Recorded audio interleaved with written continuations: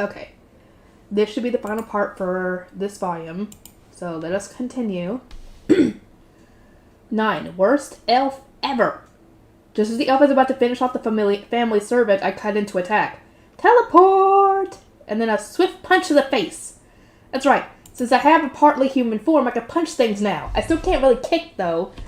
The elf crashes into the wall, while the other hooded guy is staring at the scene in shock. I took the opportunity to chop his head right off with cutting thread. Ooh, talk about a speed run. Pretty impressive if I do say so myself. I bet I could even beat a TAS runner right now. This is probably the fastest way to do things. I look back at the servant guy. He's near death from all his injuries, yet he's still gallantly trying to keep the baby bloodsucker safe.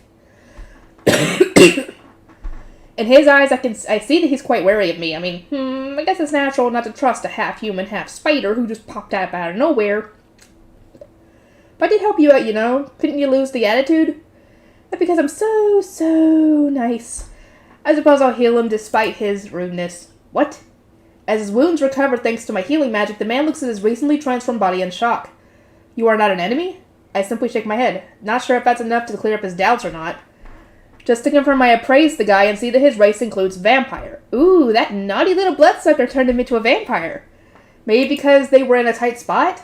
So this servant's guy's name is Marazophis. Gee, that's long. We'll just call him Mara. Sort of makes him sound like a low-level fire spell, but let's not worry about that right now. I walk over to where the baby bloodsucker is lying on the ground and pick her up. First, I check with appraisal whether she's hurt or not. The servant guy is freaking out, but I'm not going to do anything. Relax. Although I gotta say, babies are so soft and squishy, it makes me think they're probably really tasty. They're small, so there's not much meat on them, but still. I bet those stretchy little cheeks are delicious. Maybe I'll sneak a teeny little taste. No. No. Keep your mouth to yourself. I guess the cheek would be kind of weird, so how about just an arm? It's totally fine, I'll just heal it afterward. Just a little bite. No. Keep your hands to yourself. As those thoughts go through my mind, the baby's clothes start getting a little wet in the crotch area. Oh, gross, she's peeing, isn't she? Well, I guess I can't blame her since her life must be in danger. Or might be in danger and she's a baby, so there's that. But she's a high schooler on the inside, so I don't know. I mean, if it were me, I'd probably die of embarrassment. Or maybe just kill whoever witnessed it right then and there. I just pretend I didn't see anything. That's what kindness is all about. Plus, I don't really feel like eating her anymore. She's unharmed now. I politely hand her back to Mara. He takes the baby bloodsucker without a word. What a bizarre creature and an unwelcome interruption. I turn to find the source of the voice. The elf I sent flying is standing up, dusting off his clothes as if nothing happened at all. Whoa, this guy's pretty tough. A punch from me didn't work on him, even with my crazy high attack stat. I owe you an apology, TAS runners. Apparently, I'm not on your level yet, after all. I appraised the elf's status. Cannot be appraised. Now, that's not the result I expected. Huh? What? Can't be appraised? It'd be one thing if my appraisal was blocked, but I can't appraise him at all. Even when I use Professor Wisdom to try and enforce it, I still get the same results. You're telling me that Wisdom, which was able to get at even the Demon Lord stats when they were hidden by Administrator Authority, doesn't work on this guy? I wonder why that is. Does anybody have any idea what that does you guys know why? And if so, does it get revealed in a later book? Just don't tell me what it is or which book. Just tell me if it is. You find out why later. This could be bad. I thought it could be anyone but the Demon Lord now, but is it possible this elf fella is just as bad as the Demon Lord or possibly even worse? Uh-oh. Maybe I shouldn't have charged in here not knowing how strong my opponent was. Should I grab the baby bloodsucker and the servant and get out of here with teleport? Are you Ariel's kid, perhaps? Yet I have never seen a creature with a form like this. Who are you exactly? I don't have to answer that. And the fact that he knows the Demon Lord's name only confirms that he can't be good news. Retreat! Retreat! You are not getting away. Activate anti-technique barrier. Around the elf, the world suddenly shifts. I've never felt anything like this, as though the world itself, is changing.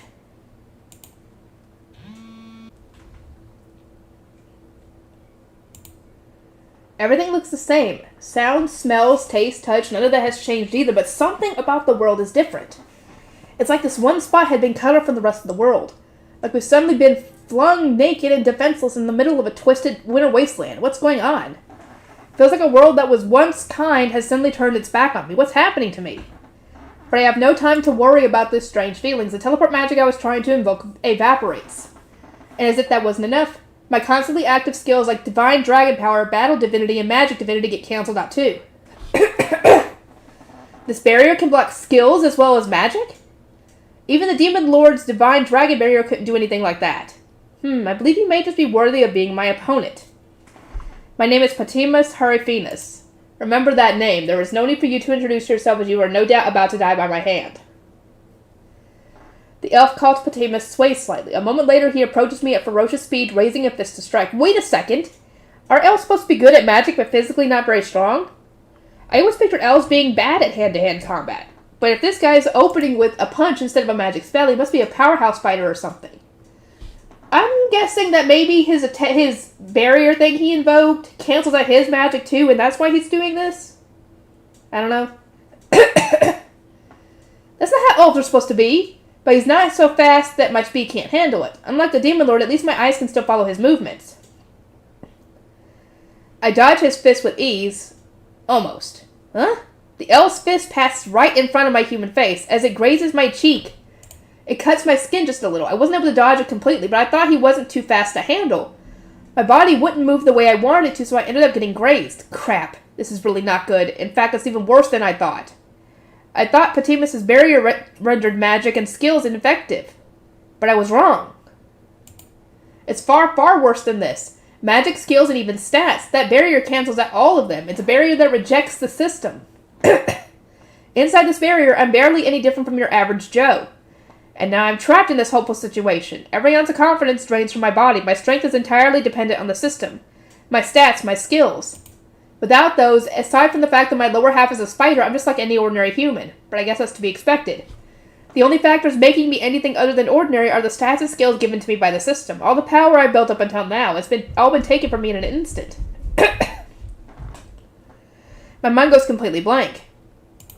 I have to do something, but I can't think of a single plan. As I stand around in shock, Patimus comes at me with a roundhouse kick. His approach feels slow to me, but I can tell that it would cause a huge amount of damage to any normal human. I mean, it's so sharp I can hear his foot cutting through the air. That's bad. The kick is aimed toward my spider head, so I avoid it by moving backward. But while I intend to hop several feet away in an instant, my body doesn't move the way I want, and I make it only a single step back. The elf's toes literally pass right before my eyes the spider uns. Eek! If thought acceleration wasn't slowing down time, I wouldn't have been able to dodge that. Huh? Wait a sec. Thought acceleration is working. It totally is. That must be why Patimus's kick looks slow to me. Wait, what? So I can use skills.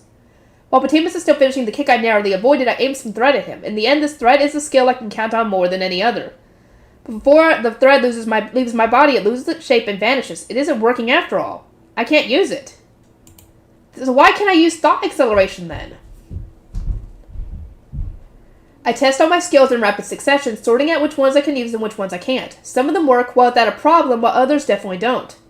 I avoid Patimus's punches or kicks or whatever as I investigate the difference. Soon I realize the skills that work entirely within my body are the ones I can use. Conversely, skills that affect things outside my body like thread and magic won't work. So Patimus's mystery barrier isn't perfect. Maybe everything in the area the barrier covers is affected, but inside the body the barrier can't reach? Or something like that anyway? If the looks of things, my stats are completely gone either. Otherwise, someone who was always as unathletic as I was wouldn't be able to avoid this elf's crazy fast attacks. But what exactly is going on? It's like I can feel my stats trying to strengthen my physical abilities, but the effect of the barrier is slowing them down. And its stat-increasing skills like Battle Divinity and Magic Divinity get snuffed out the second I activate them. If I try to appraise my own stats, I get an error that prevents me from figuring out the exact numbers. But going on my intuition alone, I feel like I'm about a tenth slower than usual. So my other stats are probably in a similar state, right? Maybe, but it's not that simple. First of all, my defense is looking bad. To be honest, it doesn't seem any better than an ordinary human's right now. I mean, getting grazed by Patimus' attack was enough to cut my cheek, and just moving quickly is doing damage to my feet. My body can't handle my movements. I'm guessing this difference is because my defense isn't working on my skin. The speed stat strengthens my muscles inside my body, so I think that's why the barrier isn't affecting it as much. But defense mainly works on my outer skin, which is making contact with the air, and by that I mean it's basically making contact with the barrier. That's why my defense is down so much. Maybe on the inside my defense is working about as well as my speed, but on my skin it's no better than a normal person's. Getting caught by a direct hit from one of Patimus's attacks in this state definitely means I'll take a lot of damage. If there's one bright side to all this, it's that Patimus himself can't use bat skills and magic and other stuff either. That's why he's attacking me physically like this. I can't use my magic and thread and stuff either, so physical attacks are my only option. My only option too. This would be my first purely physical fight since I was reborn, won't it? I've been depending on magic from the moment I could use it, and before then I relied on my thread, poison fang, and poison synthesis. I never fought a purely physical battle with no thread or magic before. I can't believe I'm getting into a fist fight right after evolving into an arachne. No, I guess maybe it's a good thing I evolved into this first. Before I evolved, my only physical attack options were my size and my teeth. But now I can also do punches and headbutts and stuff. Is it just me, or am I better at sticking with the scythes and the biting? Since my stats are so low right now, I kinda don't think punching him with these scrawny-looking arms would do very much. Alright, let's just stick with the scythes as my basic attacks. I can always use punching as a feint or whatever. So I dodge Patimus's latest punch like a champ, then counter by whipping a scythe up at his exposed chest. Boom! One hit from me. A grating metallic clang echoes as my scythe tears through Patimus's body. Sorry, that was a lie. It doesn't tear through anything. In fact, my scythe body is what ends up getting damaged. Because my lowered stats reduce the strength of my scythe, and because Patimus's body is just that hard. Wait a minute, what? Why was there a metallic sound when I hit what should have been his flesh? Is he partially a robot? Or is he wearing some kind of armor under his... metal armor under his clothes? Why else would he have a metallic... It was like, clang! And loud enough to make your hair stand on end. Is your body made of steel or what? Nah, I'm just kidding. He's probably wearing some metal armor under his stupid clothes. It doesn't look very thick, so I guess it must be made from pretty strong metal. When I turn to face the elf again, I see that his clothes have been ripped open across his torso. Through the tear, I can see a glimpse of his skin. Wait? Skin? Why is there skin under there and not metal armor? Looking more closely, I notice there's a cut in his skin too, and underneath that skin I see a metallic glint. Is this guy even, I guess you would say human normally, but I guess you could say, is this guy even an elf at this point, considering he's possibly made of metal?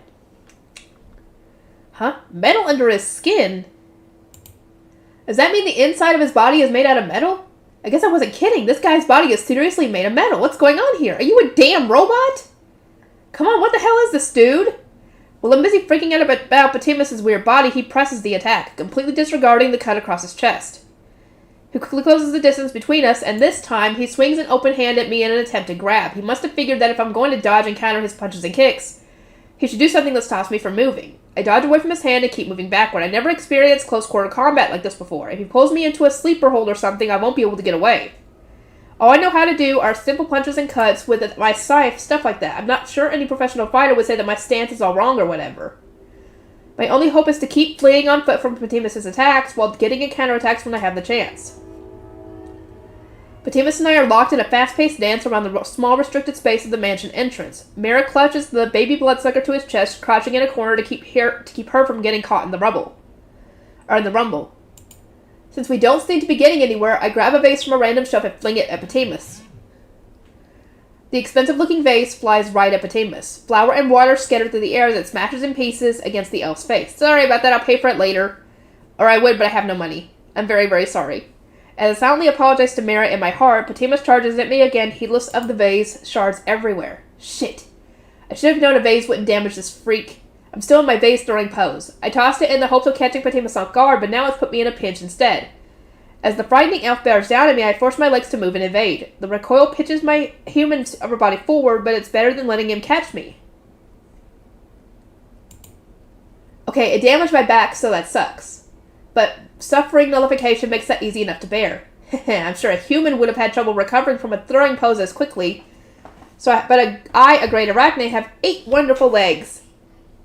I can split rolls among the legs that step forward from my pitch and the ones that are now carrying me away. Not like some 2-legged loser.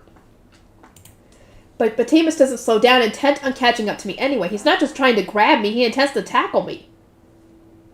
As he pitches forward like a quarterback, I hastily jump to avoid him. I fly over his head like an Olympic vaulter, swiping at him with my scythe while I'm at it. Behind me, Patimus loses his balance and hits the floor with a thud as I make a perfect landing. 2 points! Or 10 points. No time to sing my own praises, though. I quickly swivel around to keep my eyes on Patimus. He's back on his feet in a matter of seconds, glaring at me. There's a huge slash across the top of his head, though, through which a metal skull is clearly visible. He looks like a certain murderous robot from the future. You know, the one, the... Dun dun dun! So you're really, truly, actually a robot, huh? Okay, so this isn't Patimus. Okay, so it makes sense. Though I wonder, are all his little, I'm assuming he's got other, like body doubles. So are his body doubles all robots? Or are some of them, like, fleshy constructs? Which I'm assuming one of the fleshy constructs is what gets killed by Sophia later. Or... was that actually Patimus? And I don't even know at this point, guys.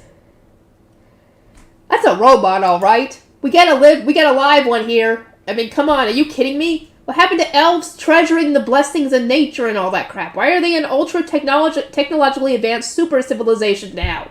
I thought this was a fantasy world. Since when were there sci-fi elements, huh? Don't change the world building on me now. I know I'm making a lot of jokes about this, but even in the calmer part of my brain, an alarm is going off. It tells me this thing shouldn't exist in this world. The system doesn't allow it.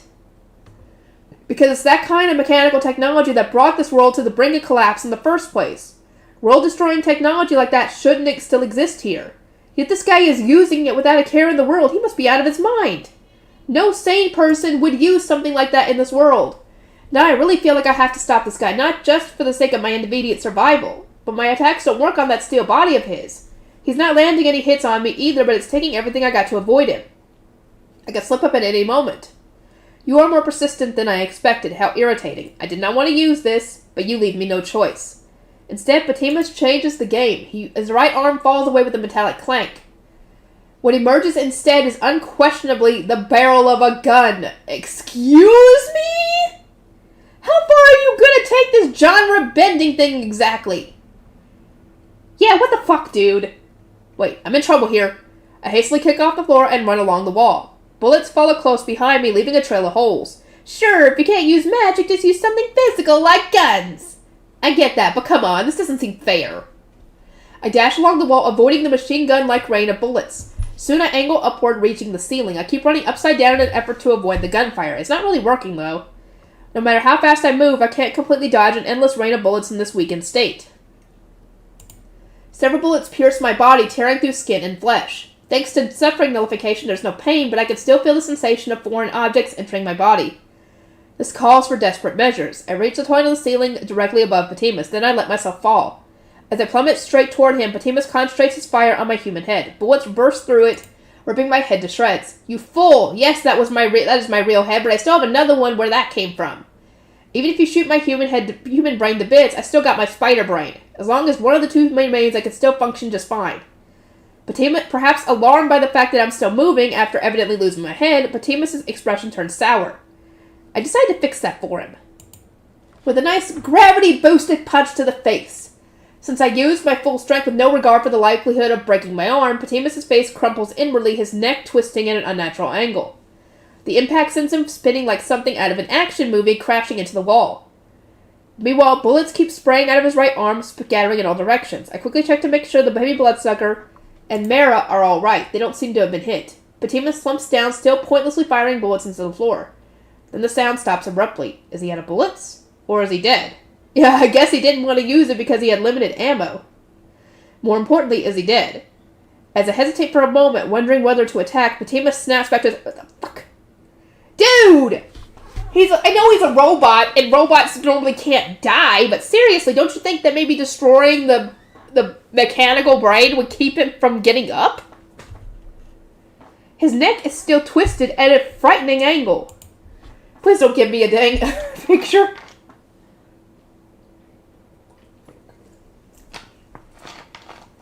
He smacks the side of his head with his free left hand, forcing it back into place with a nasty cracking sound.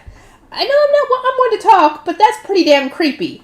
Still, this is bad. I lost the use of my right arm and one of my heads in that last attack, and my automatic regeneration isn't working. I probably won't recover unless I can get out of that barrier. My opponent, on the other hand, barely looks damaged at all.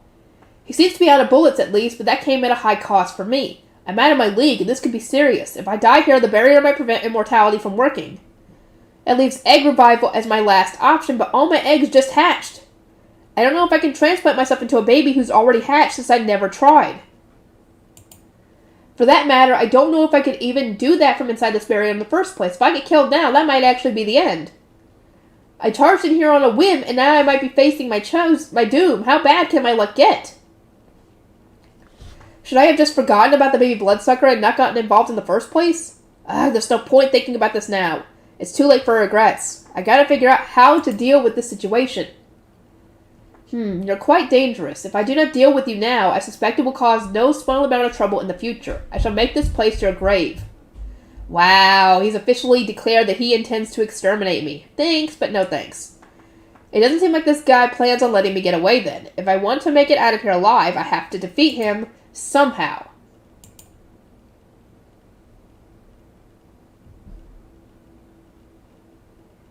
Yeah, that's not fair. That is not fair. Sorry, I'm trying to find my stupid mouse. That's not fair. That is not fair. The fact that he's a fucking robot. What the fuck? Okay, so this makes me think that maybe this isn't the actual Patimus. Or maybe it is, and that's how he survived this whole time. I don't know. Both of us assume fighting stances. Isn't there anything I can do here? Since this jerk is literally made of steel, it'd be tough to do much physical damage to him.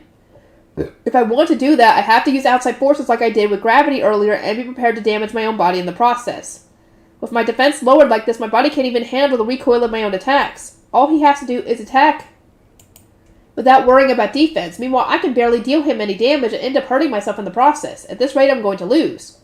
I have to find a way to turn things around. My thread doesn't work in here. The cloth you made to cover up my chest earlier hasn't disappeared, though, so it looks like thread made outside the barrier in advance is alright, but I can't create any new thread.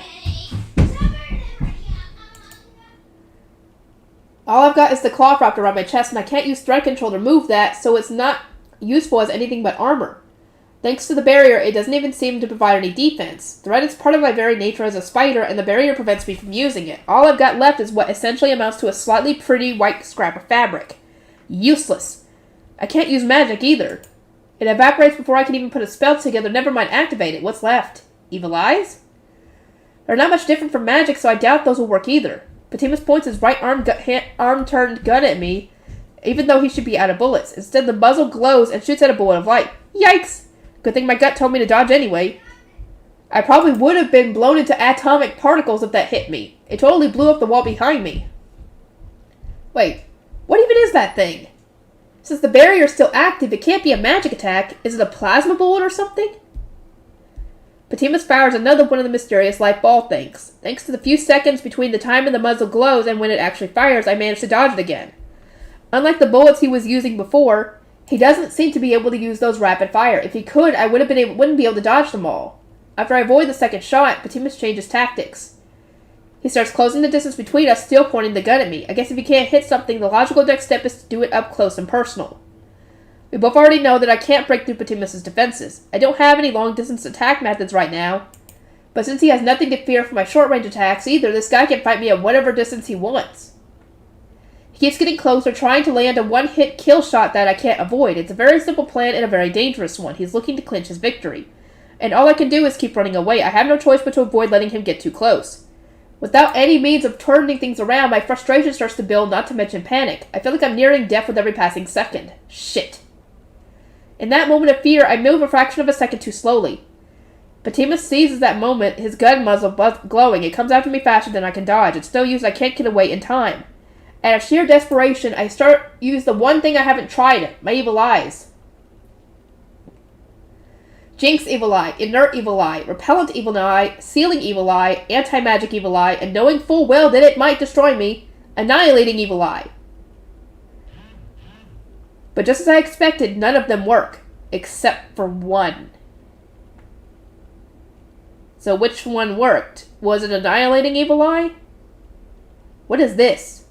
For the first time, a bit of alarm disrupts Patimus' composure. His right arm suddenly twists around. The one evil eye that activates successfully is warped evil eye. This evil eye can bend space itself, hollowing out whatever happens to occupy the affected area. In this case, I used it inside Patimus's right arm. That's right inside his body. The barrier doesn't have any effect inside my body. But so it shouldn't affect the inside of Patimus's body either. In that case, if I have a way of attacking the inside of his body directly, I can use it without the barrier stopping me. Warped Evil Eye attacks space regardless of what occupies it, so it can target the interior of Patimus's body no problem. Talk about a twist, both figuratively and literally. This goes to show you should always give something a try even if you don't think it'll work. Now that I know I have a chance of winning, I activate Warped Evil Eye again, this time aimed at the inside of Patimus's head. If I can hollow out that metal head of his, he takes evasive action. Warped Evil Eye attacks a space, not a target. In other words, it's easy to avoid if you just get away from that space. On top of that, the harder the substance inside the space is, the more time and energy it takes to twist it. If I want to hollow out any part of Patimus' steel body, it's going to take quite a bit of time. And in that time, Patimus can easily dodge. I was able to do it with his arm easily earlier only because he was distracted and preparing to fire it at me. Now that he knows I have a means of hurting him, he'll proceed with caution too. Unless he makes a serious error, it's safe to assume that he'll dodge my Warped Evil Eye. Still, now our positions are reversed. In one fell swoop, I gained a weapon that could kill Patimus, and also destroyed his means of finishing me off his right arm. But when it comes to close combat, Patimus still has the advantage. It's anyone's game. Patimus seems to recognize that too, and is watching me intently. I watch him right back, waiting for a chance to strike with Warped Evil Eye. The tension heightens, and just as it reaches its peak... Sup, guys? Magical Demon Lord Ariel has arrived. Oh, good God, not now. Seriously? Why? Why now? Why? Something strange comes crashing through the ceiling. Huh? Okay, what? Are my eyes playing tricks on me, or is the Demon Lord standing right between Patimus and me striking a ridiculous pose? Huh? What's going on here? Wait, was Miss Demon Lord always this weird? Ariel? Yeah, duh. Do you need me to go back and do the intro again? Or what? I can't blame Patimus for being confused. We were in the middle of a life or death struggle, and she just shows up and starts cracking jokes. Could you get any more awkward? I'm willing to bet that Body Brain is just about fully merged with her at this point, and that's why she's acting the way she is. Because I'm assuming she doesn't normally act this way. It's unfortunate that I cannot use appraisal while the barrier is active. No, I have no means of judging whether you are the real Ariel or a fake. Come on, I'm the real deal. Besides, I don't want to hear that from someone who's using a fake body, you know. Truly, my ears are burning. Patimus and the Demon Lord are totally ignoring me. Judging by their conversation, that robot body must be a temporary one. The real Patimus must be somewhere else using a remote controller or something. So hey, Patio buddy, what are you doing here? Patimus responds smoothly, what indeed? In the next moment, the ground shakes. Spit it out. The Demon Lord just kicked the ground. A simple kick, not using skills or magic, and it was still enough to cause a local earthquake. But that physical change isn't important right now, not compared to the terrifying rage I can suddenly feel from the Demon Lord. So you are real then. Was there any doubt? Now hurry up and spill it. The Demon Lord is emitting a terrifying aura now. It's hard to believe she's the same person who was goofing around just a moment ago. Her rage isn't directed at me, but it still makes it hard to breathe. Yikes, this is getting a little too scary for me. Considering how high my fear resistance level is, the Demon Lord's anger shouldn't be making me feel such immense terror. Excuse me? I don't really know what's going on here, and I don't want to fight that guy in the first place, so can I go, please? It appears you have not changed at your core, if nothing else. Though I do not know what strange turn of events has led you to conduct yourself in such a foolhardy manner, I appear to be at a disadvantage here. No kidding, can you just tell me what you're up to then? Or would you rather I force it out of you? Neither, thank you very much. Patimus recklessly charges the Demon Lord. It happened in an instant. Her arm slashes out almost carelessly. That alone is enough to blow Patimus's body, the body I struggled so hard against, into smithereens. All that remains is Patimus's head and a bit of his neck and clavicle. So this body is not enough to contend with you either. This is an unforeseen loss on my part. I'd be happy to do the same to your real body sooner or later. Her voice is a bit dripping with hatred. I almost want to ask how she makes herself sound so scary. We shall see about that, little girl. In response, the Demon Lord simply crushes Patimus's head under her foot. It's almost anticlimactic. I mean, I didn't really know where I was getting into with this little encounter, so my sense of dramatic tension could have been higher about it. But still, that guy was frickin' strong. One wrong move could have gotten me killed for good. But I don't feel any sense of victory or even the relief of having survived, because now another threat has appeared before my eyes. She's even worse than that so-called elf Batimus. Since he's been killed or rather destroyed, the barrier is gone and I can use magic and skills again. But I still don't think I stand a chance of beating the Demon Lord right now. Maybe I could just sneak on out of here? You there, Little Spider. Or would you rather I call you by another name? Hero Walkabout, perhaps. How does she know that name?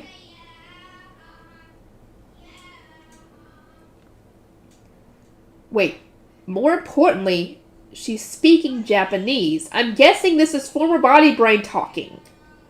Anyway, it seems like that little gift you delivered has gotten all mixed up with the rest of me. I am the Demon Lord Ariel, but I'm also part of Hero Wakaba.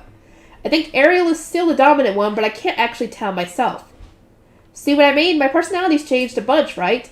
I don't exactly have a deep friendship with the Demon Lord, but I can still tell that something's different about her. I mean, I don't think the old Demon Lord would have done that whole magical girl entrance bit. What I'm saying is, because part of me still remembers being your former body brain, I feel kind of weird about trying to kill my own body now. The Demon Lord continues cheerfully.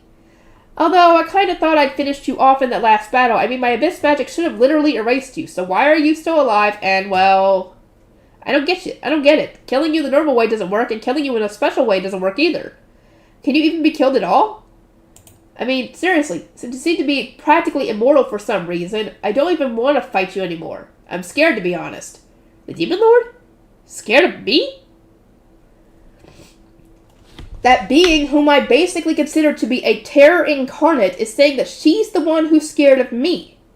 At first I thought she must be joking, but her expression is serious and there really is a hint of fear in her eyes. No matter how many times I kill you, you don't stay dead and you keep getting stronger. I'm serious. I don't want to deal with such a scary opponent anymore. How would you feel about a truce? That's exactly what I want. I nod my agreement immediately. But then the Demon Lord takes things a step further. Great. Because I could use your help. See, you're the scariest thing ever if you're my enemy, but you'd be the best ally ever if you were on my side. Here's what I'm thinking. Want to join forces with me? With that, the Demon Lord offers me her hand. Okay, hold on. Yeah, this is essentially modern technology. Great. And error, and question marks. Warning, existence not authorized by the system. Of course it's not authorized by the system! This step essentially is what destroyed it in the past! Or is going to be causing it to go and essentially be destroyed. That's what the whole taboo thing is. Okay. Interlude, Clash of the Ancients. I remember when White and I first teamed up. She wouldn't stay dead no matter how many times I killed her, so the only solution I could think of was to propose a ceasefire and try to win her over to my side.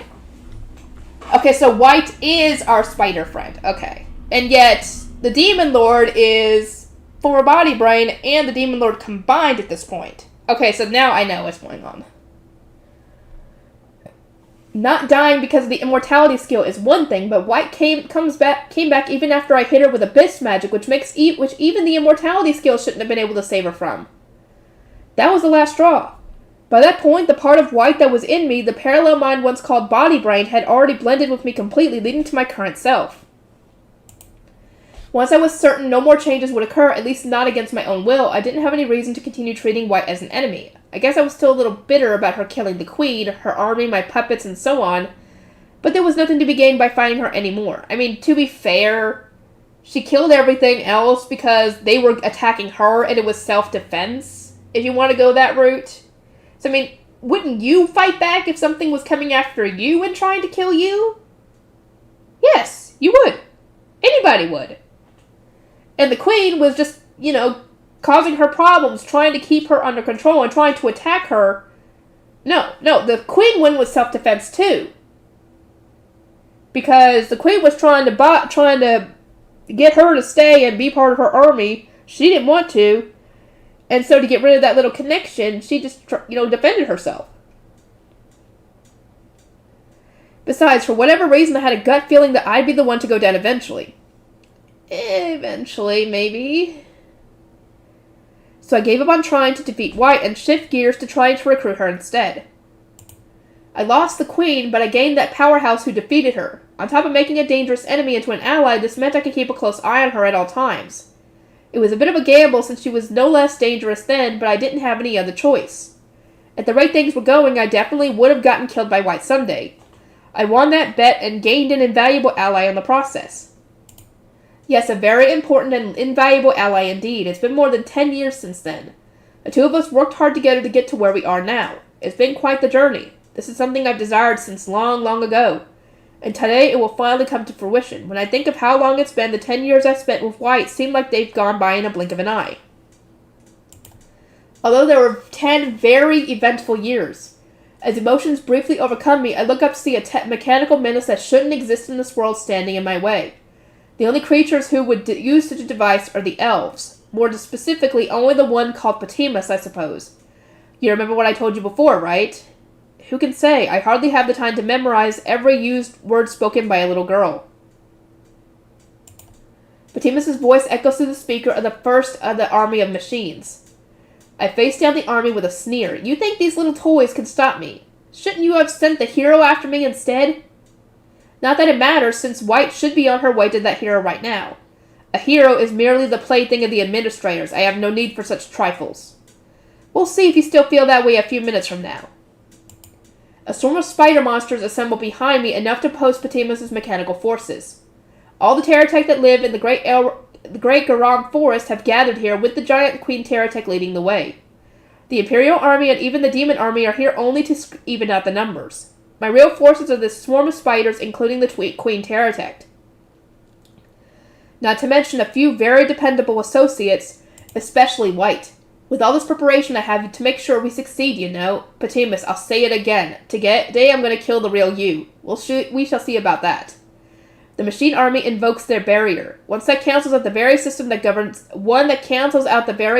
governs this world. But a silly thing like that won't stop me from stepping forward. Really? Okay. I hope she wins.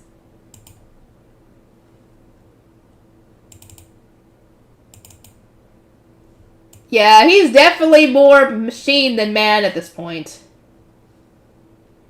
Look at this. Look at this. I don't even know if any of him is actually elven at this point. He's mostly robot. The chief of the elves, Patimus Hierophanus. The chief of the elves. He holds complete authority over his race. He is the father of Philomis, also known as Miss Oka, a reincarnation. In accordance with her wishes, he sets out to gather the other reincarnations and protect them. This is not due to the goodness of his heart, however. Does he even have a heart? Or rather, in accordance with his own motives. He thinks of all other elves as nothing more than pawns. Patimus is not simply their leader in his mind. It is no exaggeration to say that the entire race of elves exists solely for him to use as he wishes. What he intends to do with them is known to no one but himself. Yeah, someone needs to take Patimus down a lot of pegs. Damn it. I didn't mean to do that. Hold on. I meant to do this. Okay. Final chapter. A new journey begins. In the distance, the town is blazing brightly. Two pairs of eyes gaze at the flames.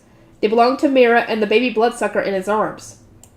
The baby watches the town where she was born and raised burning to the ground. Mira, too, swore his loyalty to the baby bloodsucker's parents. I have no way of knowing what the two of them are thinking as they watch the town burn.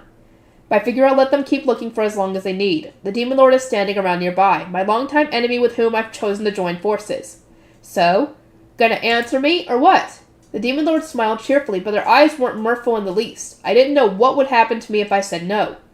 The Demon Lord thinks of me as some deathless monstrosity, but it's not like I can really keep resurrecting myself indefinitely. Not that she needs to know this. But I'm not actually sure if my egg revival technique will work right now. My eggs have all hatched. So all those little babies are wandering around with their own free will now. Can I basically hijack one of those babies back to revive myself in his body? I'm not sure. If anything, I feel like I probably can't. It's likely it worked originally only because the baby hadn't been hatched yet, so it didn't have a mind or self of its own established at all. Which means that if the Demon Lord killed me, I might not have been able to come back. What if I had to fight her then? I'd lose, that's what. Meaning that route was a dead end. I literally couldn't say no. But if you really thought about it, it wasn't actually such a bad idea, right? The Demon Lord can keep an eye on me, her mysteriously unkillable enemy, and I can use the Demon Lord as a bodyguard. We each think of the other as a serious threat, so it's more beneficial to both of us if we join forces instead of fighting each other. On top of that, the Demon Lord thinks I'm completely immortal. Hopefully that means she wouldn't risk breaking our truce and trying to attack me again. In other words, the Demon Lord isn't going to betray me, even though I could very well betray her. Is it just me, or does this treaty work out in my favor? Especially considering the way she phrased it, join forces. I don't like the idea of working under someone else, but if we're joining forces, that means we're on equal footing. I won't have to worry about the Demon Lord being my worst enemy anymore. She won't have to keep trying to fight an inscrutable opponent, and we will each gain the other as a powerful, dependable ally. Is this a win-win situation or what? In the worst case scenario, if it doesn't work out, I can always just use the Demon Lord until I figure out a way to beat her, at which point I can betray her. On the other hand, she's not likely to betray me since she thinks I'm immortal, so I don't have to worry about that. It's certainly more logical than refusing her offer, going back to being enemies, and living my life on the run. After making all these calculations in a matter of seconds, I silently took the Demon Lord's hand. After that, Mera went to confirm the fate of his master and mistress. The Lord and his wife had already been killed by the time I came charging onto the scene. Patimus murdered them. Mera probably suspected that, but I think he wanted to confirm it with his own eyes. Otherwise, he might not have been able to or wanted to believe it. He hugged the baby bloodsucker to his chest, but shielded her gaze as he looked at the bodies of his master and mistress. Of course, Mera doesn't know that the baby bloodsucker is a reincarnation and already has a fully developed consciousness, but the fact that he would make sure to keep a child from seeing the remains of her brutally murdered parents still speaks volumes for his character. As does the way that his normally serious face crumpled as he openly wept. Unfortunately, we couldn't dwell on this spot for too long, because the Oats army was closing in on the mansion from all sides. The Demon Lord and I could easily wipe out one measly army of humans without breaking a sweat, but we weren't going to do that. There wouldn't be any point. The Lord and the Lady of the house were dead, and the town was virtually destroyed. Even if we slaughtered their army now, it would be too late. Lashing out at them anyway would only be pointless violence. Since the Demon Lord and I don't have deep connections to this town, it wouldn't even be revenge. The people of the town might want to get revenge on Oats, but to me it seems somehow wrong for us to do that for them. Instead, we decided to withdraw.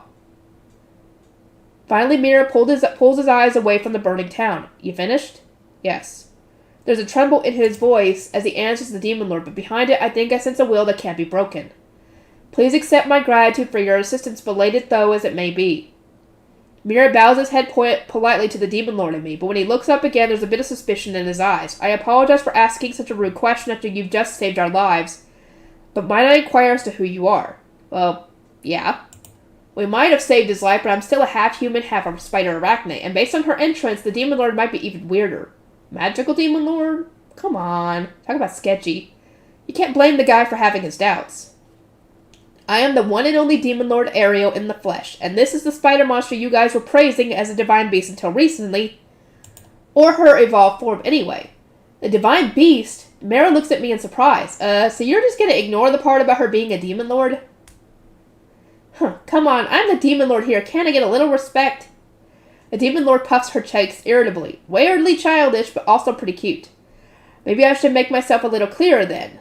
The Demon Lord's frightening aura suddenly intensifies. She must have turned an intimidation-like scale on from off to on. It doesn't really work on me much, but the overall effect is definitely dramatic.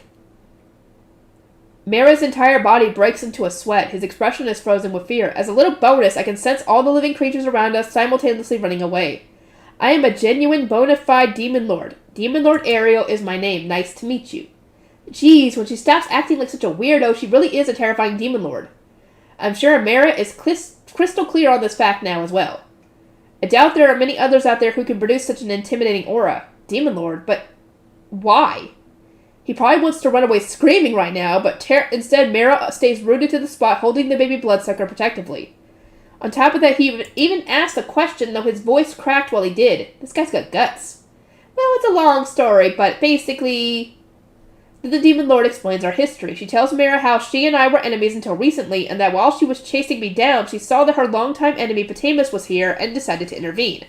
He's the biggest piece of shit in the entire world, see? If I find him, I gotta crush him. But the thing earlier was basically a puppet he was controlling from afar, so they'll probably keep coming back no matter how many times I break them. An awful thing like that will keep coming back? Scary. So really, it was just a coincidence that I ended up helping you. I didn't set out to save your butts or anything. This one probably did, though, she adds, looking at me pointedly. Noticing this, Mira looks in my direction, too. Do I really have to talk now? I don't think I do a very good job explaining things. Right, so basically, I'm guessing she helped you because she comes from the same place as that baby you've got there, right? As I remained silent, the Demon Lord decided to speak for me. I guess that's nice, although I'm not sure I appreciate her talking about my business like that.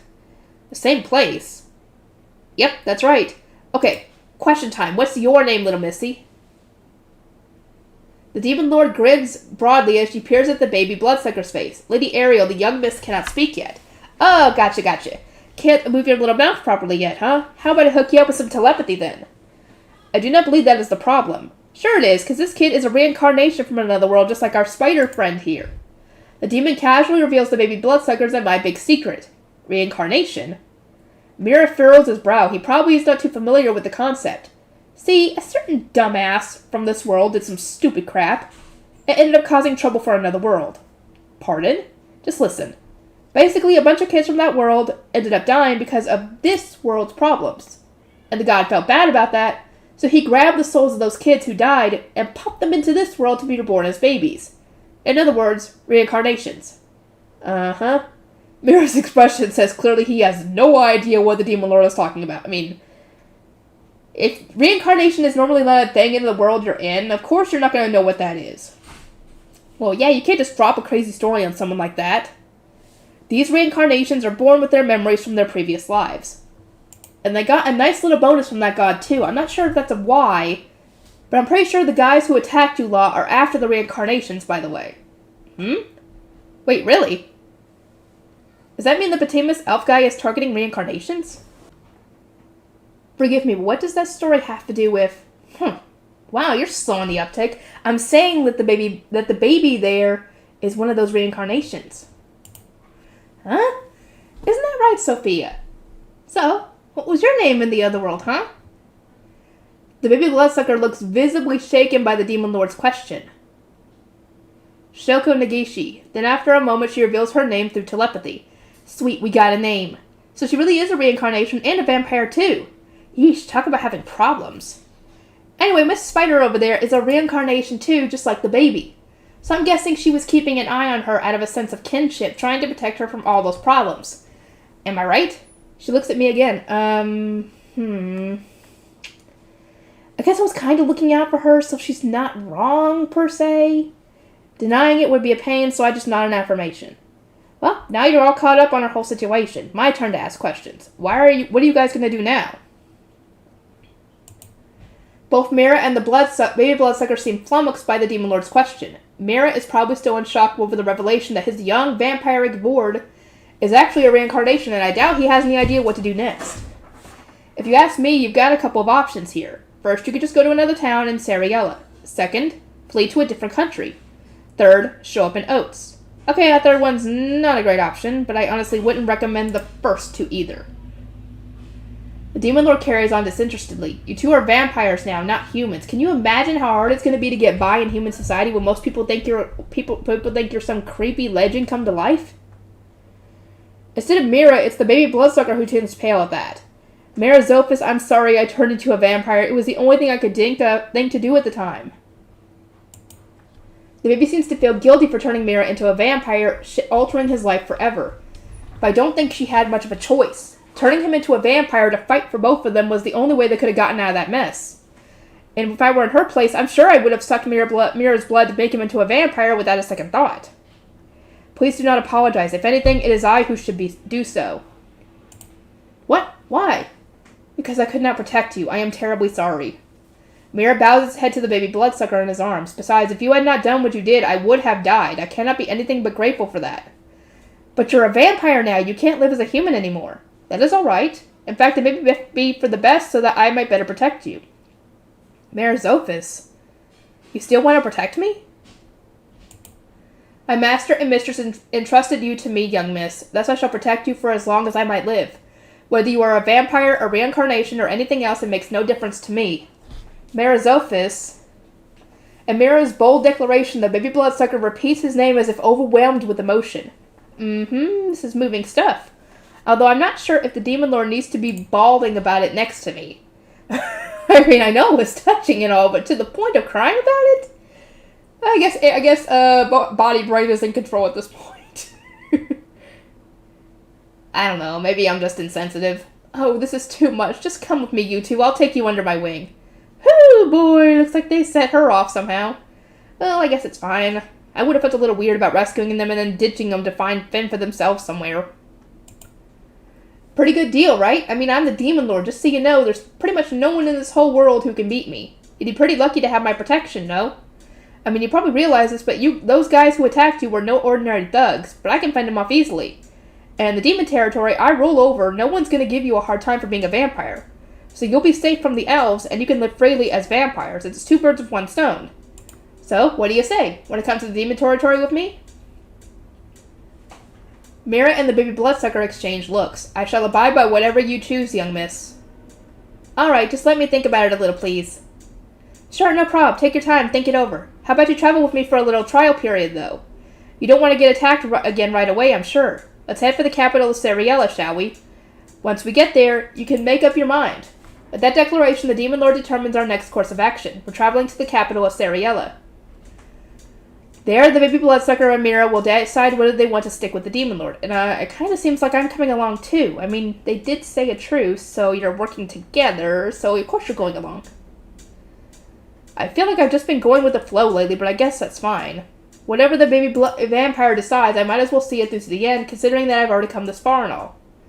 With the threat of the Demon Lord squared away, it's not like I had any immediate plans anyway. Oh, but I would like to lay some eggs somewhere. Gotta keep those backups around in case I need to use egg revival. Come to think of it, what should I do about the parallel mines and all the other babies I left in the Great Emerald Labyrinth? Guess I'll just leave them to it. I'm sure they're getting by just fine on their own. I would live to regret making that choice. I sorely underestimated just how estranged from me my parallel minds have become. And in the future, I would end up paying for it dearly. Huh? Alright, you guys, let's start our preparations. We got lots of work to do if we want to wipe out all of humans and demonkind. Yeah! Huh? Excuse me? Oh no. What happened to the parallel minds? You gotta get rid of them. That is not good. That is not good. Oh dear. They are going to be in trouble on a later volume. I wish them good luck in dealing with that little issue. I will see everybody in the next video, which should be for volume 6, but that's not going to be till tomorrow, because I have to head to work in like an hour. So I'll see you guys then.